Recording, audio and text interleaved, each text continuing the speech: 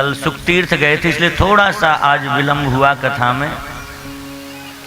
आज ही वहाँ खूब गंगा जी स्नान हुआ, सबने आनंद पूर्वक दर्शन किया। भाई यहाँ तक आए और जिन सुखदेव जी महाराज का इतना उपकार है हम सब पर, जिस वट वृक्ष के नीचे बैठकर के उन्होंने राजा परीक्षित को कथा सुनाई, आज भाव था उस वट वृक्ष को प्रणाम करके आए। तो हम सभी लोग गए वहां प्रणाम करके आए। अद्भुत स्थल है वो।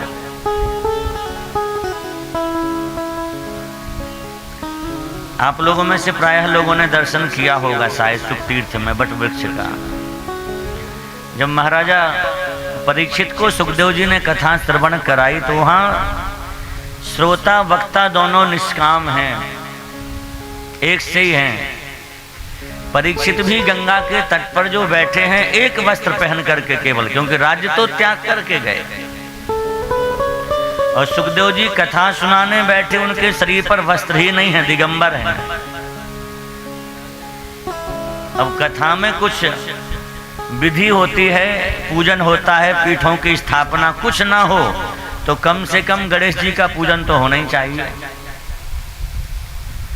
तो परीक्षित जी को लगा कि कोई विघ्न ना आए, इसके लिए गणेश जी का पूजन हो तो अच्छा। लेकिन महाराज मेरे पास कोई ना सामग्री है ना कोई व्यवस्था है, सब छोड़ के आपके चरणों में आ गया। लेकिन कथा के आरंभ में गणेश पूजन हो तो बहुत अच्छा है। हम निवेदन करें जहां परीक्षित जैसे निष्काम श्रोता हों और सुखदेव जी जैसे निष्काम वक्ता हों, वहां गणेश पूजन के लिए गणेश जी का आवाहन नहीं करना पड़ेगा। उसी वट वृक्ष में गणेश जी प्रकट हो गए, वो कहा हमारा पूजन कर लो, हम भी कथा सुनेंगे साथ जन बैठकर। आज भी आप देखें ऊपर गणेश जी स्पष्ट उस वृक्ष में से प्रकट हुए। उन गणेश जी को आज प्रणाम किया, वट वृक्ष को प्रणाम किया और फिर यहाँ पहुंचे। अब हम लोग शांतचित्त होकर के अपने प्रसंग पर चलें। कल हम लोगों ने श्रवण किया, भगवान ने गिरिराज गोवर्धन की पूजा करवाई। इंद्र को लगा इस बार ब्रजवासियों ने हमारी पूजा नहीं की, हवन की सुगंधी नहीं आई। अपने सेवकों से कहा इस बार भाई हमारी पूजा नहीं हुई, क्या बात है, ब्रजवासियों ने क्यों पूजा नहीं की। इंद्र के सेवकों ने कहा भगवान इस बार तो श्री कृष्ण ने किसी पर्वत की पूजा करवा दी, आपकी पूजा का विरोध कर दिया। बस इंद्र नाराज हो गया। हम प्रायः कहते आज पुनः कह रहे हैं,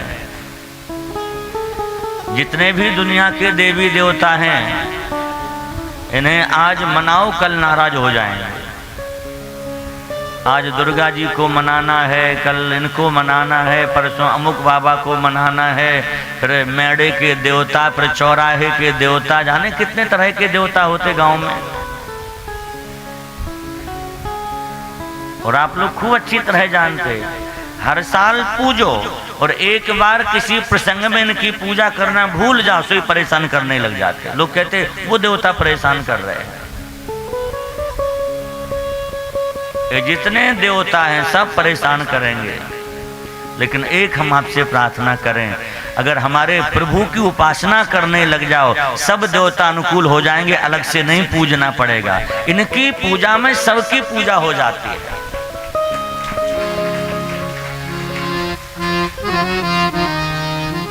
बस एक को पकड़ लो, एक साधे सब सधे, सब साधे सब जाएं।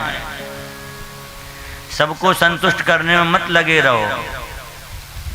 आजकल इतनी विडंबना, इतनी तरह के देवी देवता हो गए, जिनकी उपासना करनी चाहिए उन्हें हम नहीं करते हैं। राम कृष्ण नारायण इनके अंदर सब आ जाते हैं, अंगी हैं, अंग रूप से उनकी पूजा करो, लेकिन ये नहीं कि उन्हीं को प्रधान मान लो, भगवान को किनारे कर दो आप।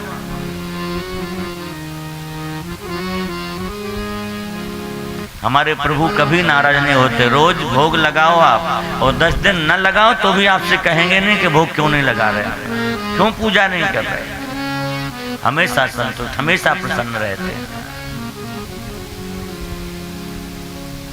इंद्र की इतनी पूजा करने पर भी इंद्र नाराज हो गया। और नाराज होकर साप देने को तैयार हो गया। और एक निवेदन कर दें, ये देवी देवता कभी भी आपका अनिष्ट कर सकते। अगर आपके जीवन में भगवान राम कृष्ण नारायण की उपासना होगी तो आपका ये देवता कभी कुछ बिगाड़ नहीं सकते।